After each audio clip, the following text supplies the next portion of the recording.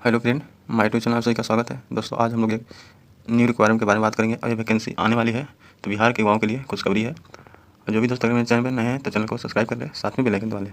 चलिए वीडियो के माध्यम से देखते हैं किस डिपार्टमेंट का वैकेंसी है, उसको पूर्ण जिक्र इस वीडियो में हम लोग करेंगे।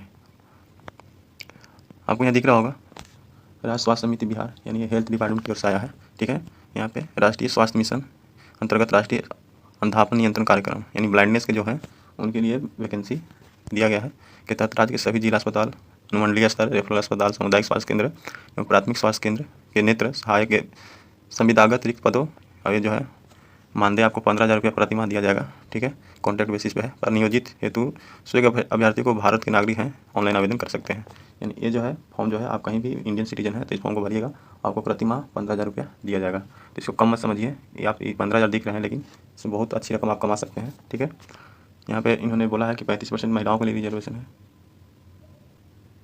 साथ में 4% दिव्यांगजनों के लिए है और 2% स्वतंत्रता सेनानी के इसी में रिजर्वेशन है। ठीक है, यहाँ पे आपको दिख रहा होगा अल्पथैमिक असिस्टेंट का पद रहने वाला है और ये जनरल का सीट है 87, EWS का 22 है, AC का 35 है, ST का 3 है, EBC का 40 है, BC का 26 है और WBC का 7 है। टोटल पोस्ट की बात करें तो आपको 220 रहने वाले हैं। ठीक है, और इसमें क्वालिफिकेशन इन्होंने मांगा है कि अगर आप ISC किए हुए हैं बायोलॉजी या मैथ के साथ तो इस फॉर्म को भर सकते हैं।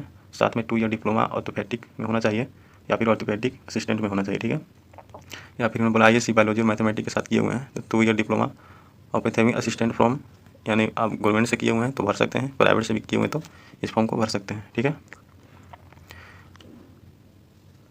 अब यहाँ पे आपको दिख रहा होगा ये सभी का जो एज काउंटिंग है आपका कब से होगा, तो 1 अक्टूबर 2024 से आपका एज काउंट किया जाएगा और मिनिमम एज होना चाहिए 21 वर्ष और अधिकतम वर्ष 37 वर्ष होना चाहिए। ठीक है, तो अगर मिनिमम 21 वर्ष है तभी इस फॉर्म को भरिएगा और अधिकतम 37 वर्ष की आवश्यकता है। ठीक है, बाकी जो SC ST हैं उनको 3 वर्ष के मिलेंगे। ठीक है, और महिला जो है EWS उनको भी 3 साल मिलेंगे। बाकी OBC के लिए 3 वर्ष और SC ST जो है उनको 5 साल दिया जाएगा। ठीक है, तो उनको 42 वर्ष के तो इस फॉर्म को भर सकते हैं।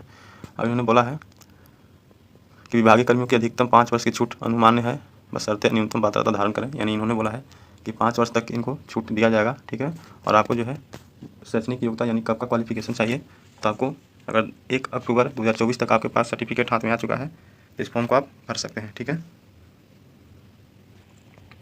आगे जो है आपका किसी भी एग्ज़ाम से आपको नहीं गुजरना होगा, डायरेक्ट आपको हाथ में ज्वाइनिंग दे दिया जाएगा। ठीक है, और आवेदन की प्रारंभ तिथि थी 10/12, लेकिन ये वैकेंसी डिले हो चुका है तो अभी आया नहीं है, और 31/12 इसका लास्ट डेट था लेकिन अभी आया नहीं है। ये अपकमिंग वैकेंसी है। ठीक है, और जो भी राज्य सरकार के अंतर्गत क्वालिफिकेशन आप रखते हैं तो उनको और अधिक से इसमें बेनिफिट दिया जाएगा। जब ऑनलाइन कीजिएगा तो SC ST कैंडिडेट के लिए अस्थायी निवास पर मिसाइल प्रमाण पत्र देना होगा, जाति प्रमाण पत्र देना होगा, तभी आपको अस्थायी माना जाएगा। ठीक है, और अत्यंत पिछड़ा वर्ग के भी है तो उनको भी ये देना होगा स्टेट का, तभी उनको बेनिफिट मिलेंगे, अन्यथा नहीं मिलेंगे। ठीक है, आवेदन शुल्क की बात करें तो इसमें आवेदन शुल्क उन्होंने बताया है कि अगर जनरल OBC EBC BC के कैंडिडेट हैं तो पुरुष के लिए 500 रुपये लेंगे और महिला के लिए 250 रुपये लेंगे। ठीक है, SC ST candidate Bihar domicile है तो उनको 250 रुपये पुरुष के लिए लेंगे और महिला के भी 250 लेंगे। अगर PWD और कैंडिडेट हैं यानी विकलांग कोटे के जो कैंडिडेट हैं उनको उसके तो उनको 250 देना होगा और महिलाओं के लिए 250 रुपये देना होगा। यानी महिला किसी भी कैटेगरी के होंगे, general OBC EWS SC ST, तो उनको 250 रुपये देने होंगे। बाकी जनरल OBC BC EBC होंगे तो 500, बाकी सभी कैटेगरी के लिए 250 रुपये इसमें फी देने होंगे। ठीक है, अब यहाँ पे इन्होंने बोला है कि चयन प्रक्रिया किस प्रकार होना चाहिए, तो आपको CBT से गुजरना होगा, यानी एक CBT लिया जाएगा और 100 मार्क्स का होगा। ठीक है, और इसमें इन्होंने बोला है कि CBT 1 में 100 मार्क्स हो गया, बाकी जो है इंटरव्यू आपको देना होगा। ठीक है, यानी इंटरव्यू भी इसमें नहीं देना होगा, सिर्फ आप एग्ज़ाम पास कीजिएगा, आपको क्वालिफाई कर जाइएगा, इसी के माध्यम से आपको हो जाएगा। ठीक है, इसके बाद इन्होंने 15,000 रुपया प्रति मानदेय बोला है। ठीक है, और बाकी जो है CBT का जो है रेशियो इन्होंने बताया है कि 1:2.5 के अनुपात में, यानी एक सीट पर 2.5 स्टूडेंट को, यानी 2.5 लड़कों को पास किया जाएगा एक सीट पे, तो बहुत कम है, 100% चांस बनता कि हो जाएगा। ठीक है,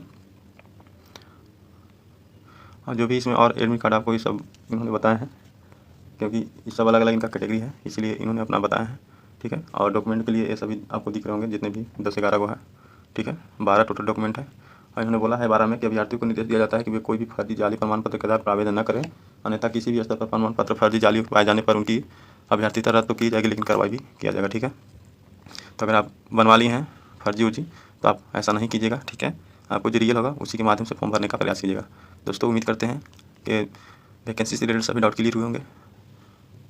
अगर वीडियो इन्फॉर्मेटिव लगे तो ज़्यादा से ज़्यादा लाइक कीजिएगा और अपने दोस्तों के पास शेयर कीजिएगा। ठीक है दोस्तों, मिलते हैं नेक्स्ट वीडियो में। बहुत बहुत धन्यवाद।